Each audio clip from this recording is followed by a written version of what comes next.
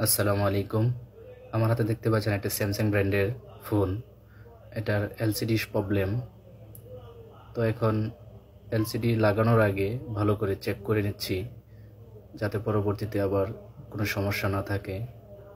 কারণ আগে চেক ছাড়া ফিটিং করলে দেখা গেছে কি, যদি কোনো প্রবলেম থাকে তাহলে কিন্তু এলসিডিটা চেঞ্জ করা যাবে না। এই জন্য ভালো করে চেক করে তারপরে ফিটিং করতেছি। আরেকটা জিনিস লক্ষ্য করতে হবে যে রেবনের নিচে যে স্টিকারগুলি থাকে এগুলো সুন্দর করে উঠিয়ে নিতে হবে।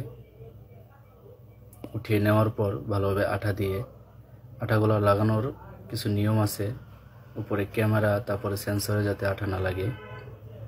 আর রেবনের পাশেও দেওয়া যাবে না, একটু সাইড দিয়ে দিতে হবে। সাবধানতার সহিত ভালোভাবে এলসিডিটা ফিটিং করে কমপ্লিট করতে হবে। দেখতে পাচ্ছেন আমি এখন পুরোপুরি সেটটা কমপ্লিট করে রাখছি।